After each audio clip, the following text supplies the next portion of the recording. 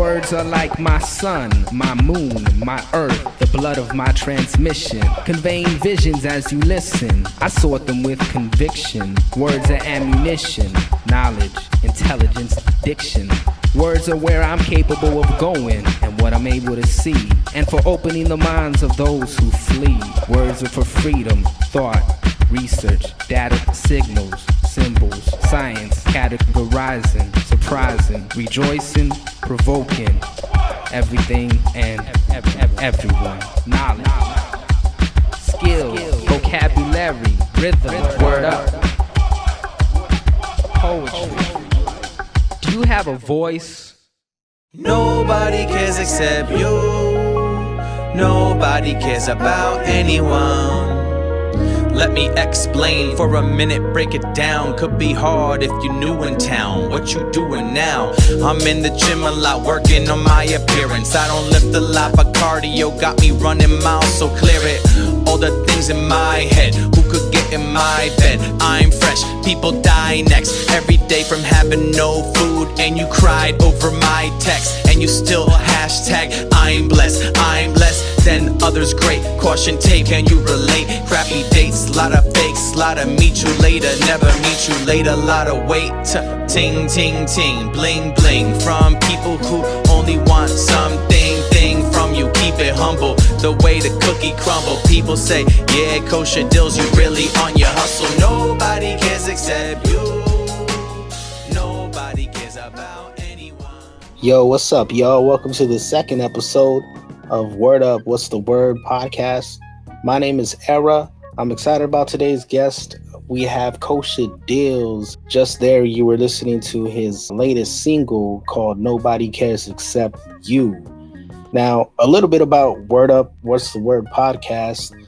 You can expect some more artists, some hip-hop artists, some musicians, graffiti artists, anything and everything that has to do with hip-hop culture, education, just some good people.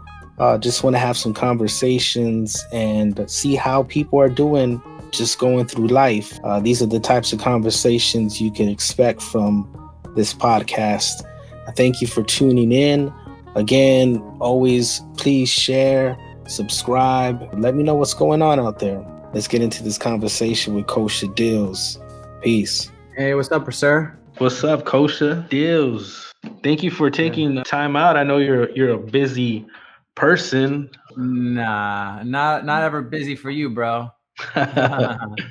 Man, I gotta say, definitely one of the hardest working men, and not even just hip hop, just in entertainment alone, I would have to say.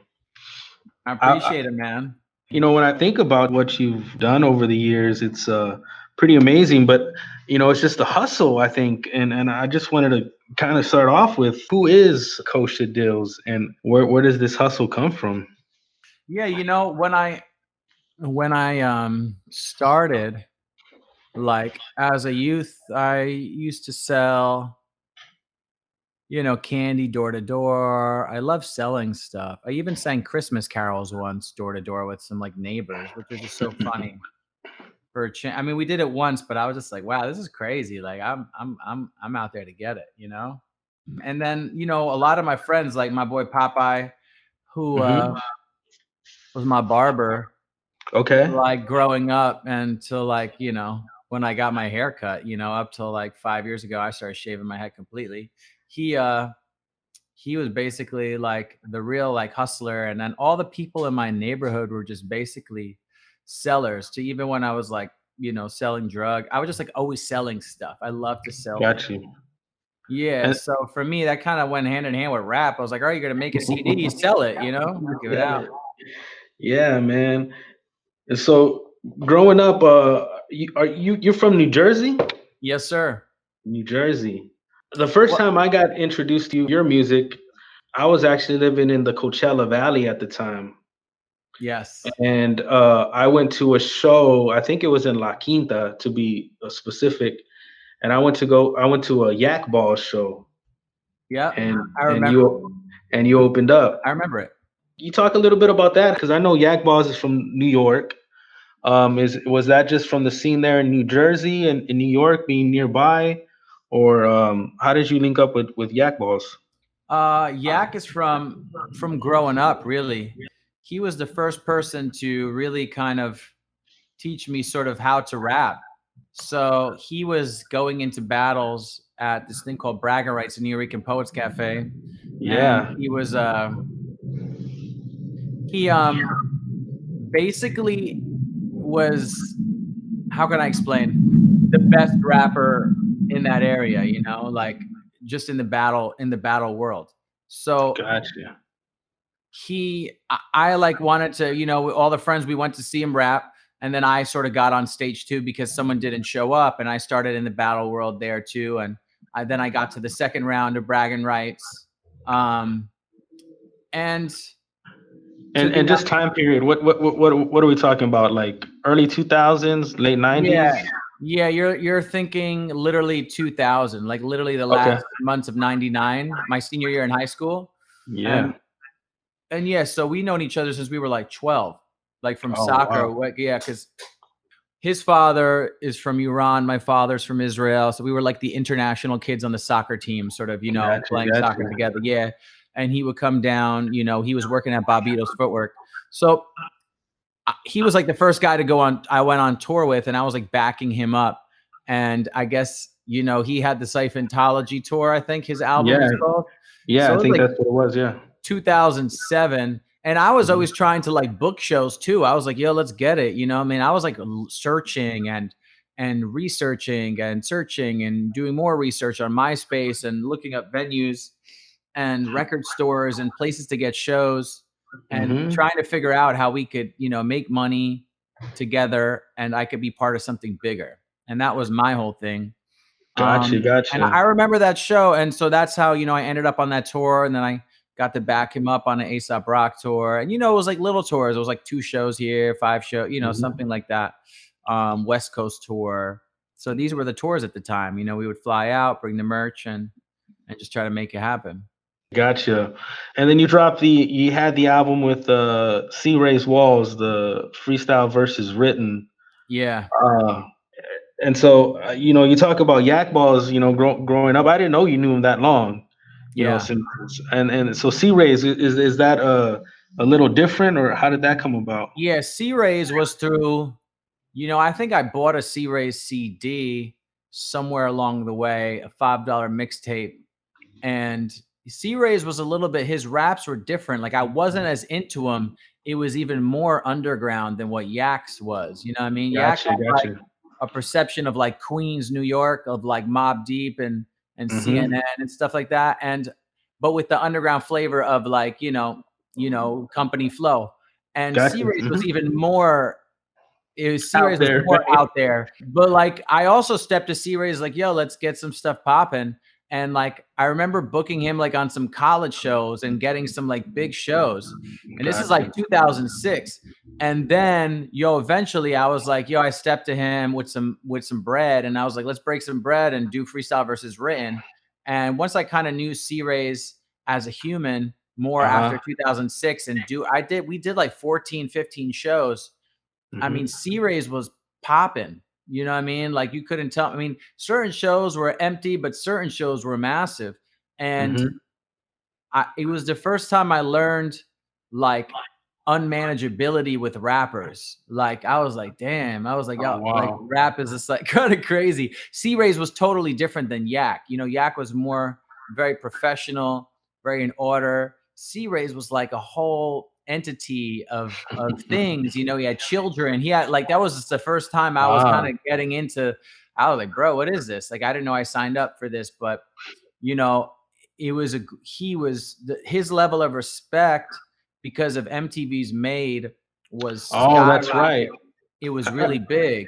I He was forgot on about that. I forgot he did do the freestyle episode, right, where he was teaching a kid how to rap. freestyle, rap. And Yeah. that he's really who got me into my freestyle rap game, because C-Rayz basically explaining, he's like, no one cares about your songs because no one knows your songs.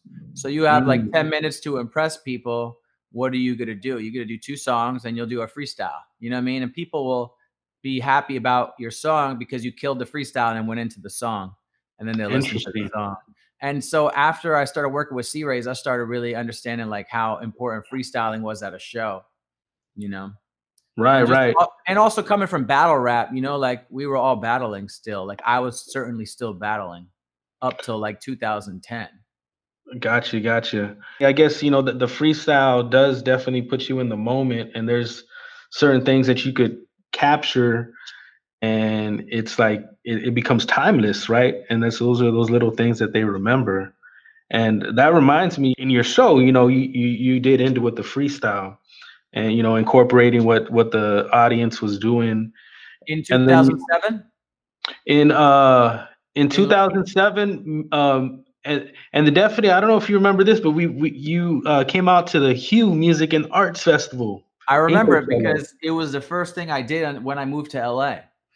Gotcha. It was 2011. I remember Okay. every single show I've like ever done almost, you know what I mean? For me. So 2007, yeah, I didn't remember the year because I had just moved to the Coachella Valley, and so it was, when I moved there, I grew up with hip hop in San Antonio, Texas, early on, right? So I was kind of, I knew the hip hop scene there, and so moving to a whole nother city, like I was like, there's nothing here. And so I don't even remember how I found out about the Yak Ball show, and I was just like, what? Like here? How? And Mm. so I didn't know anyone there when I was at the show. And then I guess a few years later, I bumped into you again. I guess it's when you moved to LA, and I was a high school teacher, and we were putting on a student led festival that was sponsored by Golden Voice, later on, from with Coachella, but it was called the Hue Festival. And that's the one thing I always respected about you, man. It's like, if there's a stage or a space available, I know there's a possibility of Kosha Dillz showing up. You know what I mean? And that Right, and right. that's the hustle part of it. And that's why, like, even just starting off, I wanted to mention that. And so, even just thank you for doing that show. I know there's former students of mine that still talk about that. And so, Really. yeah, and so, but yeah, I do remember the freestyle part, that you threw in there, and I guess that's where you talk about freestyle in not only English, but in Hebrew and in Spanish as well.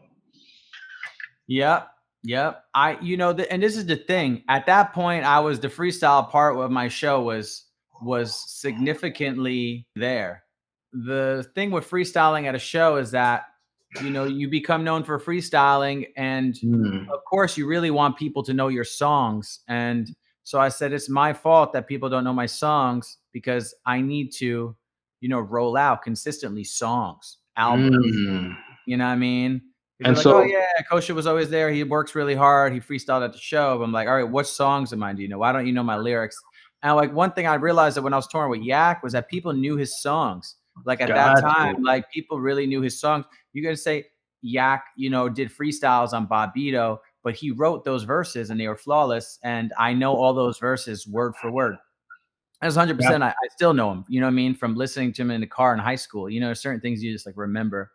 And I thought to myself, like, that's why I'm going to be releasing songs, because I want people to know the words. When we come back to touring, I want people to be like, yo, I listened to your album, I know the words to the song.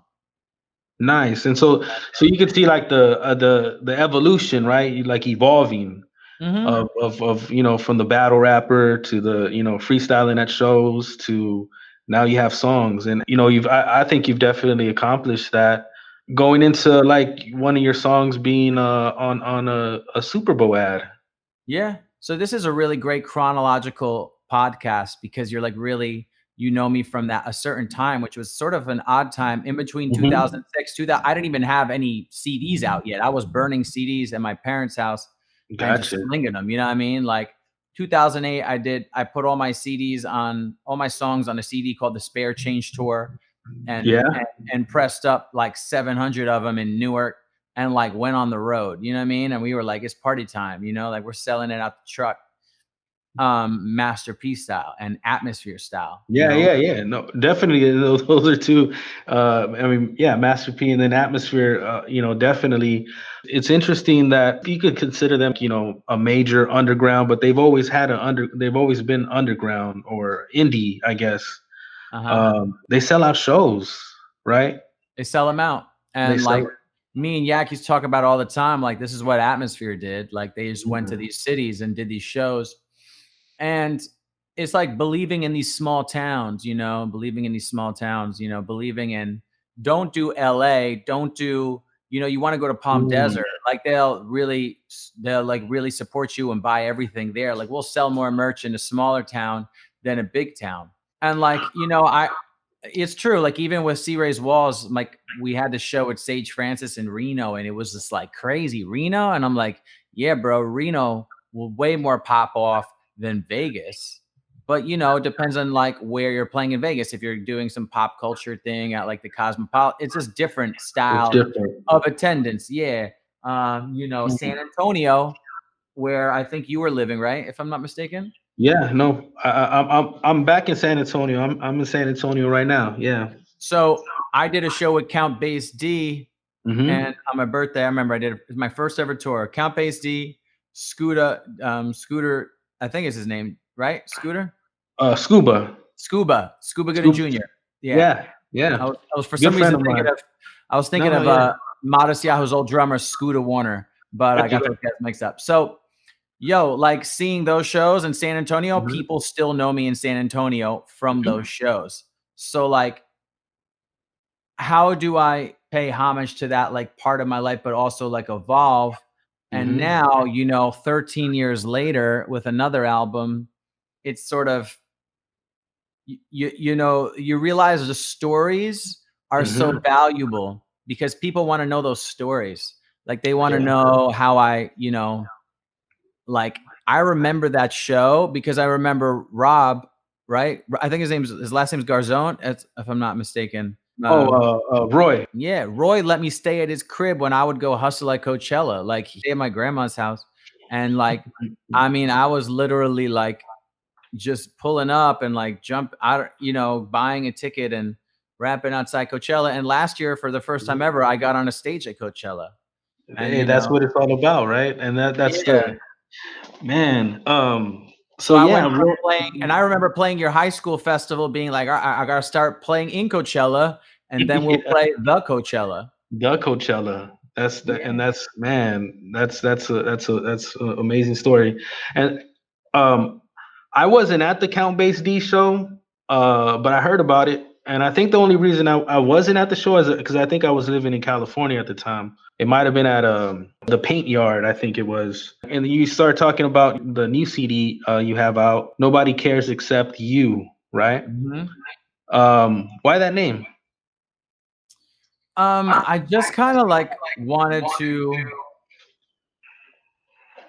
capture the idea that nobody does care Mm, about anything. Everyone got things to do.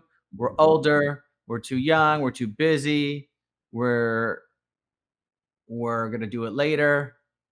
And then you take a second to say, "Yo, stop. Let's talk for a half hour." And then yeah. you're like, "Bro, Kosha did like for real, for real. Like we haven't had this conversation. You see me pass, and we touch base online, but you're like, wow, whoa, I didn't know that. Oh my!" And now you feel a little bit more.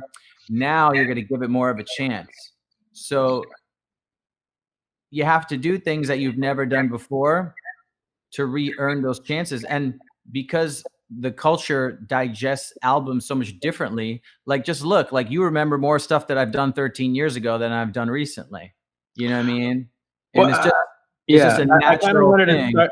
No, no, no. I'll agree with you on that. I kind of wanted to start at the beginning and work my way towards, but no, I definitely the times that I ran into you, man, it's been a minute, and but I like what you just said about people not caring or even taking the time and to have a conversation. And a lot of times, well, what ends up happening is years go by, and before you know it, it's it's 5, 7 years later. without having the conversations and whatnot. But yeah, no, I definitely appreciate the work you've been doing. I know even early on and even more recently. Do you have Matisyahu on the new album? Yeah, yep. On second track, yep. Yeah, For the yeah. ones. Mm-hmm. And so you've been working with Matisyahu for a minute too, right? Yeah, yeah. It's been a long time, man. I mean, I've been working with him before I met you. He was sort of the first guy. I think my first thing I did with him Hmm. was we're coming up on the 16th anniversary. I mean, I was literally like fresh out of jail and rehab, and Yeah, I heard that there was a party from like on Christmas, and all Jewish people would go because it was Christmas, so there was nothing to do. And to me, at this point, I had never experienced that in my life. And I was like, yo, this place is packed. It was so crazy. yeah, And I went over his house. He had 0 kids at the time. He has 5 now. Um, I think I saw he was on the cover of like New York Times. It was like this, a whole, it was a really uprising in Jewish music. And they were like, "Whoa, your name's Kosha Dillz. You got to connect with this guy." And my homie, who was a drummer at the New Eureka Post Cafe, Jonah David, shout out to him. He like was, knew that I was getting sober, so he wanted me to connect with him and be like, "Yo, you'll like study some Torah and like some, you'll just like kind of like you'll dig into some deep stuff, and then he'll probably, like check out your rhymes and you guys will just kick it." And back then, we used to link up with people and they're like, "Yo, let's just kick some rhymes." You know yeah, what I mean? yeah, It yeah. wasn't like, let's get into a session. Now I'm like, I don't want to hang out unless we're doing a session. So we vibed, and yo, man, that was it. That was like a beginning of me meeting people in the Jewish world. And it was so much different than rap music, because rap music was like, I already kind of knew that world. And Yeah. this world was like, it was the regular music world. It was a world that was filled with festivals and all different kinds of genres of music. And I really liked it. I was like, wow, rapping with a band, there's so much bigger. There's so many different people that you'll reach, not just hip hop heads. And in this new music, to be heard by everybody, so not just underground rap. It's because it's just bigger than that now. I got you. And just listening to you right now, you definitely don't want to be pigeonholed, right? And so you don't want to be put in a box. I think, definitely you've definitely evolved as an artist. You talked a little bit about addiction. How many years clean? August, September, October, November. Yeah, like 16 years and 4 months. So it's pretty legit. Man. Yeah, yeah, yeah. No, for sure. Definitely props for that. Sorry if I'm going into some old stuff. I just kind of, I like it. I don't mind. I yeah. really, it's nice for us because you see, I mean, San Antonio is a really crucial place to Hmm. me, and just the Palm Desert has been really nice to me, as far as even just Coachella every year. I mean, I've been going to Coachella every year, doing things at Coachella, Hmm. creating content, performing outside of Coachella, performing at the camps of Coachella, Yeah. performing at bars over there. So it's And then been I really, know, and then similar to what South by Southwest, right? yeah. And South by, I've been going there all the time. Austin, Texas. Yeah, Mhm. which is just up the road from here. One more thing, man, and you probably talked about this before, but the NBA player that how did that come about? You were a playable character. What was it like? NBA. Yeah, 2K, 2K, yep. 2K, yep. How did how did that 2K11. happen? That is a great story, man, because one, I won a rap battle in 2009 at Giant Stadium, Okay. and that led to me performing at Summer Jam in 2010. Like, I got to open up for J. Cole, Diggy Simmons, um, Yeah, Sean. Russell Simmons. No, not well, his nephew, right? Russell Simmons, but Run's son, right? Yeah. And also, Sean Price, rest in peace. Like, he was also performing there, and it was the outdoor stage, and I think they had the battle as well. And it was really cool, man. So like, at some point, Duck Down, who I was sort of associated with after winning the rap battle, because they kind of gave like a record deal, but it wasn't a record deal. It was like a promotional deal that you would be your music would be promoted by Duck Down, who, Nice. it was cool. Like it was cool, and it sounded bigger than what it was, but it sounded big, it sounded really big. So, from there, I was at South by Southwest promoting, and I entered this contest that Drew Ha and I think Buck were like in charge of, and it was basically picking the music to be in NBA 2K. And I made a custom made song. It didn't win. It maybe took second or third place. Ah, okay. And from there, I met the guy, and he's like, "Yo, I'm from 2K." I remember, I think I was around him, and I was with the guy Gio from Blue Scholars at somewhere at maybe the Scoot Inn in Austin. So this happens in Austin, Texas. The link. That's where like the link happened, and I was putting up posters of me and shows that already happened, because I knew people would find them. You know what I'm saying? And just like see my name. So And you're putting up flyers for shows that already happened. They already have it has your name on it. That's like graffiti artists putting up slap tags of their name. Right. And they're just like, fuck it. Yeah. Like I got some here. I'll just get up. Yes. And I still believe in, and this will transfer into a story that I'm currently doing for the new album, which is good, which I haven't told anybody. So I'll tell you first. So that led to like an email conversation where he was like, "Yo, listen, you didn't get in, but how would you like to be a playable character in the game?" And then I was like, "Oh, this is going to be crazy. Let me be the worst player of all the players." So I picked the two Jewish players of the league, which were Omri Caspi and Jordan Farmer. And not to say that they're bad players, but it's a video game, right? So I was like, yo, I knew like Sky Zoo was like made himself taller and picked LeBron James, and Drake is in there, and Snoop Dogg, and all these big artists, you know what I mean, that they worked with to get in there. And they probably paid, exorbitant amounts of money, or maybe they didn't. I don't know how it worked. So because it was sort of like secret characters that people were like, yo, Snoop's in the game, Drake's in the game. And then it was Kosha Dillz, and it was like me, and I'm like balding, and I'm like 5'8", and I could dunk. And everyone was like, Kosha Dillz, your character sucks. Like people were like kept hitting me up. And I was like, yo, this worked perfectly. And then I sort of tell that in like public speaking things, because I was putting up old posters of shows that already happened. It didn't make any sense. And it was like one of the last things I was doing at South by before I left. So from that till like, I still have the promotional duffel bags that they gave me. And that was it was such an epic experience. Like Common was at the release party rapping about me, and it was just dope, man. It was just like, that was like a different era, man, of like grind, but it still exists. And now, so, because it's COVID, it's weird to put up posters or everything. So I just got billboards in Los Angeles. So there's going to be a bunch of billboards for the new album out there. Nice. And I'm like, yo, I've never had billboards. And I was just thinking like maybe a graph artist would like start spray painting on my name and be like, Kosha Dillz, something like that. You know what I mean? Because a tag artist will be like, yo, fuck this guy. You know what I mean? It's like, I always hated this dude. And, some graph dudes are hella bitter, you know what I mean? And just whatever. But like, I was like, oh, that would be an honor. Like, what a great situation to be in. Like, you have the billboards, they're yours for your stuff, and people are defacing them. Like, you know what I mean? It's like, what a different way of looking at it. You know what I'm saying? Because how many times have I put stickers up over other people's stuff and taped over other posters?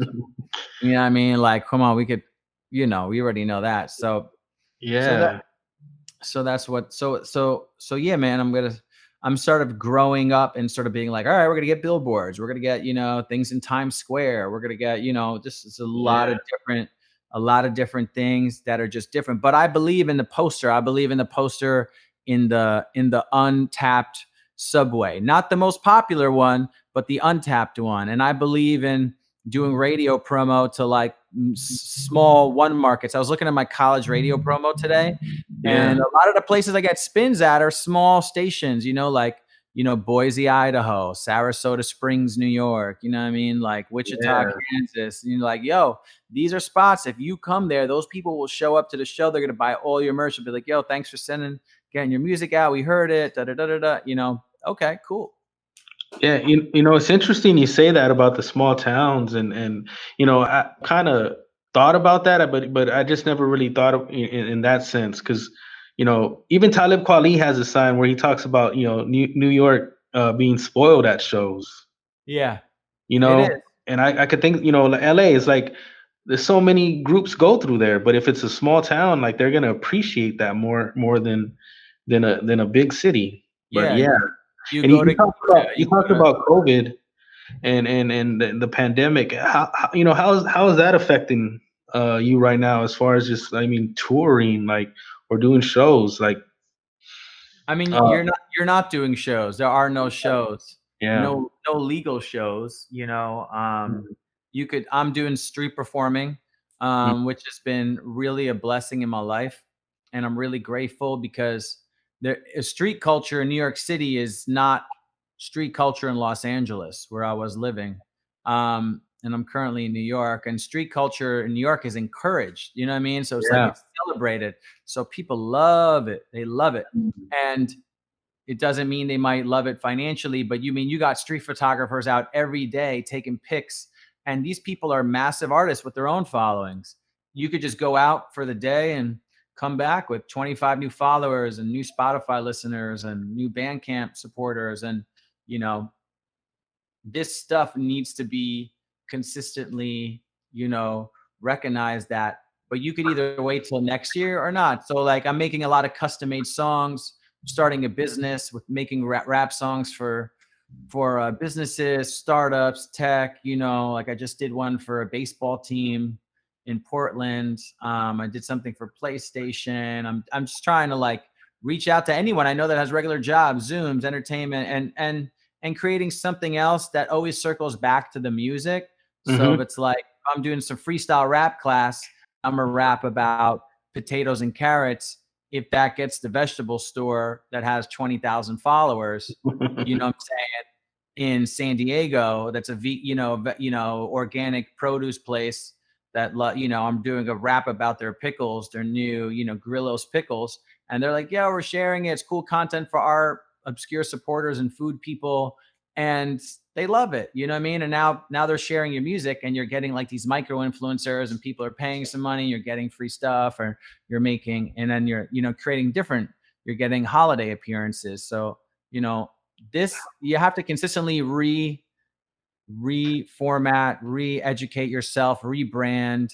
And not to say I have to change the brand of Kosha Dillz, but Kosha Dillz is known as a hustler. And Hmm. it's okay if I have to get a job. I don't mind it. You know what I'm saying? I have a lot of qualities besides rapping. But No, rapping has led me to travel around the entire world and entire United States. I've been to every state from rap. You know what I mean? So grateful for it. yeah, Yes. yeah. No, for sure. What do you think about the current state of music? And earlier on, you talked about how music has changed and how you know even your album is called Nobody Cares Except You, but you know and talking about I guess the short attention span. And I was talking to a friend of mine, and they were talking about how songs have gotten shorter, right? That third verse is no longer necessary. It seems like, right? Yeah, the third verse doesn't exist. It's two verses and a bridge. I actually have a song on the album with three verses, Tommy Pickles, and I'm like, damn, this is a long song. And it's just crazy that I could make that music video, two verses, and just cut out this third verse. Just cut out the Uh, third verse. Wow. but Yeah. it's like, I'm like, dude, I don't want to cut out the third verse. Right. I'd rather just make a longer music video and you not watch. And yo, my song "Hanging Out," like a guy who's a really big influencer in New York. His name is New York Nico. He was directing music videos for like Saigon. He was doing a lot of cool shit. A lot of rap people. Smoke Dizza. Yeah. And like he was like, yo, this song is 3 minutes and 30 some seconds. You're gonna cut out the bridge because the vibe of the song is hanging out. And if you look at the Hanging Out music video, it has a lot of views. It would have less views if it was 30 seconds more because people would be like, it's 3 minutes, 30 seconds. I don't want to watch it, you know? This was too long. Maybe they would click it, but maybe they would watch it twice. If I just chopped a video down from like 5 some minutes to like 4 minutes, and I'm like, damn, this shit is too long. Yeah. But with Gangsta Boo, it's with the Gangsta Boo song, and I'm like, fuck, this shit is fire. I'm not about to cut this part out because this is part of my creative vision. Yeah. And I'm also going to upload the extended part and do all kinds of stuff with it. You know what I mean? And to me, because it's like content, special content that I think is special. So, you know, what can I say about it is that when you have a creative vision, you could cut time off of it and still keep it. You know what I mean? Because no one will really know the difference because nobody cares, man. Nobody cares. For real, dog. Like if you hear my most favorite song and it's 4 minutes, 5 minutes, you're like, yeah, it's still my favorite song. You know what I mean? True. But if your 5-minute song, it might never even be your favorite song because this shit is way too long. Like my homeboy Salmon just released something and it's really, really long, like a documentary and a song, and it has a lot of views. But like I started watching and I didn't watch the whole thing. I was like, whoa, so long. But if I was like, if this is 2 minutes and 30 seconds, I'll watch it like 5 times. I may have to cut up this podcast interview into like 5 parts, 6 parts. Yo, Put for out real. little pieces, little snippets. No. Yeah, snips. You mentioned Gangsta Boo, man. How did you link up with her? I manifested that. I told a promoter to like book her. I was like, you should book Gangsta Boo. I really did. And I never listened to her music ever. But I was like, this is what LA needs. I wish I still had I probably still have the Facebook thing, you know? Yeah. And I was just like, yo, you need to do it because this is what like everyone is doing. And I secretly really just wanted to be always, you know, the one that was doing all the shit. You know what I mean? I wanted to be playing these 6 shows, but it really like the music that I was into really wasn't the music that I was making. You know what I mean? So it's like being an underground rap scene, but you're making Jewish music. But like you just so used to going to underground rap, they're like, yo, why does it keep coming here? It's like not really underground rap, you know? Gotcha. It's festival rap. I just bringing that up because somebody was like, yo, he used to be underground, but now his style switched up. He's more like pop and festival stuff. So we're not going to play it. We're going to pass on the record. And I'm like, damn. But they're right. They're actually right. Like they want to be playing like Vinnie Paz and like Jedi Mind Tricks, and I'm not Jedi Mind Tricks. You're not that. So no, and that's okay. You know what I mean? It's like you are what you are. So I guess ultimately, I recommended Gangsta Boo for this show. I went to meet her. We linked up, went out to eat, connected with Jesse Shakin or Belief, who did the C-Rayz stuff, and he did my Beverly Dillz album. He was doing this album called Awkward in a Good Way. Murs was putting it out, and what we did was, we got Gangsta Boo to the studio, and you know that was what we did. The song "My Homies," me, Murs, and Gangsta Boo. Yeah, and so you were actually on Murs' label for a minute, right? Did like a little project, I guess, where he released about 6 rappers. Shout out to Murs. No, for sure. So did that happen during the time when you moved to LA or? No, I actually, Murs was like, because Yak was playing Paid Dues, and that was like the thing, like Cage was playing it. And I thought to myself, man, you gotta like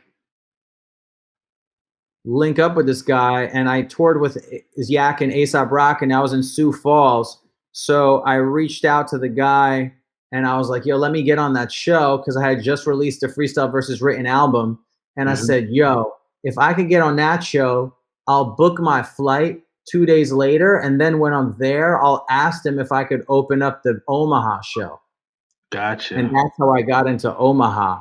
And then like I almost got into a fight with like one of Murs' dudes. It was kind of weird, but like, so we kind of had a rough start.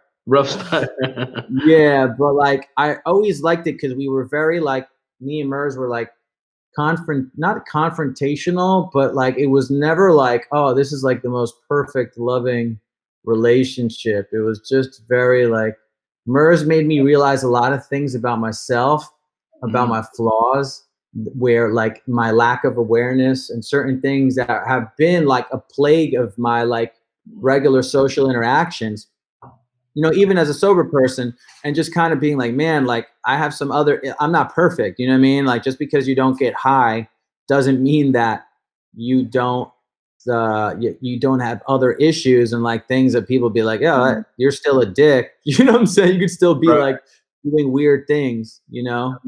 So, dude, honestly, we've made some great music together. So, you know, I'm grateful for that. Yeah, And I'm really grateful for the fact that, like, you know, I got a song with Murs and Gangsta Boo, which I think is really legendary if you think of people, you know. No, yeah. And, I mean, it's from it's the type of song where you wouldn't expect, and that's what makes it great. I'm really proud of that record just in general, and just "We Are Different" song is definitely going to be, you know, a song that is going to last the test of time. And you know, I know Murs's verse like by heart, and he was a guy that, like, him and Gangsta Boo similar. Like they gave me these 12-bar verses, which I never heard of until then. And you know, because rappers always spit 16s, and these 12-bar verses, I was like, why spit a 16 with 4 bars of filler rap when you could get 12 bars of straight heat? Every line. Yeah, every line counts. You know what I mean? All right, man. I do want to, you know, I'm a high school teacher. Uh-huh. And so this may be a part where I share with my students. Not that I won't share the whole thing, but we're talking about little pieces, right? Little clips. Talk about your education. Rutgers University. Can you just talk about education, you know, and how it's maybe played out in your life? Yeah, well, I mean, listen, man, education is the foothold of the bare minimum entry. People be like, "Oh, cool. Where are you from, Jersey? Where'd you go to school?" So right off the bat, we're judging each other based on our education, right? Oh, well, I went to Middlesex County College. Oh, you went to county college. That's cool. Oh, you went to Rutgers? Oh, get out. You're in a football team. Oh, do you know this person? Oh, that's like a state university. Whoa, it's pretty respected.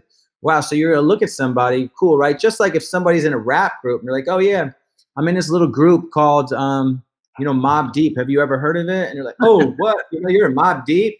Or like, oh, I'm in like the Suicide Ninja Star Throwers, and you're like, nah, never heard of them. That sounds really weird, bro. Like, never heard of that. Oh, you're Gangsta Racket, 3-6 Mafia. Have you heard of 3-6 Mob? Oh yeah, I heard of them. They're pretty popular. Well, that's who I'm with. You know, so when you come in with education and you're like, where'd you go? Oh, I went to Harvard. You're like, you went to Harvard University? Yeah. You're like, how, what? Like your mind's blown. It's just an entryway into the next level of your life. So education is extremely important. Even if you do bad in school, it's worth going to school than not going to school at all, in my point of view. If you could go to a university and get grants and you can't afford it, I still think it's worth to go because you're going to meet some of your best friends there. You know what I mean? Yeah. And that's like the last of real life. Because what are you going to do if you don't go to school? You're just going to be on Instagram and TikTok, you know? You could do that in college. You could do that also in college, but you're also going to be in college. You know what I mean? And there's a community there. It's just an atmosphere. And it's the same thing as a hip hop concert, man. It's like you could rap in your room or you could go to a show. And college is the show. It's there. You know what I mean? There's a lot of stuff happening. There's an atmosphere on campus, hopefully. And I think that's like really important, man. For me, I went to Rutgers. I went NCAA Division I wrestling and being on a sports team. And it's just a different mic check, man. And I'm really grateful I went. And let me tell you, I did some of the worst things in my life in college. You know what I mean? But it wouldn't have made me who I am. You know, I ended up going to jail for selling drugs and like that stuff happened. But that stuff, I believe that stuff would have happened anyway. Yeah. You know, like if you're on a bad track, you're going to be in a bad track. And college is the possibility for good stuff. And I think so I'm really adamant about education because I think it's part of your story. And like, as you can tell from this podcast, I have a lot of stories. Yeah. All right, man. Let me end off with one final question. And what poster was on your wall as a kid? What poster was on my wall? Yeah, or did you have any posters? I didn't have posters, but the first thing that I remember putting on my wall was like glow lights, sticks like above, the stars and stuff. Yeah. And then one time, I don't remember what movie it was, but we stole a movie theater banner from breaking into the movie theater, and that movie was like some sort of fire movie, and I was like so thrilled, and I put it on my wall, and then I realized it didn't fit, and I got in trouble from my parents and took it down, you know what I mean? So Yeah. so yeah, there was no bands or nothing like that. Yeah. Early on, like, what you were listening to? I was listening to rock music mostly. Yeah. Like my brother Alan, my oldest brother, had Fat Boys tapes. We were just talking about this the other day. Then I was listening to Smashing Pumpkins, Pantera, Metallica, Iron Maiden, Nirvana, and and then like underground rap, like Company Flow, Megahertz, Kamuteo. That was just in high school, and then Beastie Boys a little bit, and obviously Wu-Tang because they were right by us. Wu-Tang and Biggie Smalls and Tupac was the rap that I was getting into. Gotcha. All right, man. Anything else you want to end with? Man, I just, I appreciate you, all the support over the years, my man, and just for anyone listening, if they're, especially for the students, man, or anyone who's trying to like get in the game. Physical labor, I get that source from like my like ancestry, like my grandfather and sort of my father, and just, putting in hard physical work and showing up and taking pride in that. And there's nothing that's going to beat like an in live show, even if it's for 5 people or 10 people, always to perform. And this goes for school too. If you're, you showing up on time, and that's the best thing. And that's like a lot what I learned from Murs, like, how to not overstep boundaries, to show up early, stay late, help out, don't think about yourself, is something that I use, ideally every day in my life.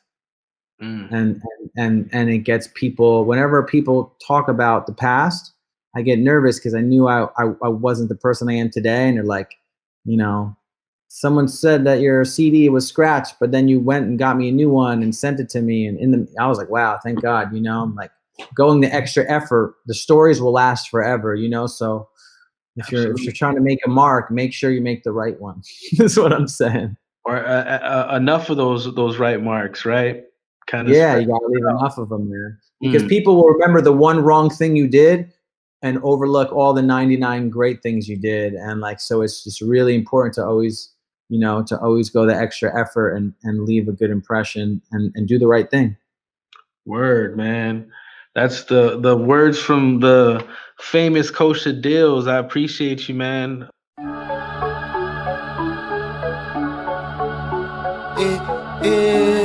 Kosha Dillz. Matisyahu.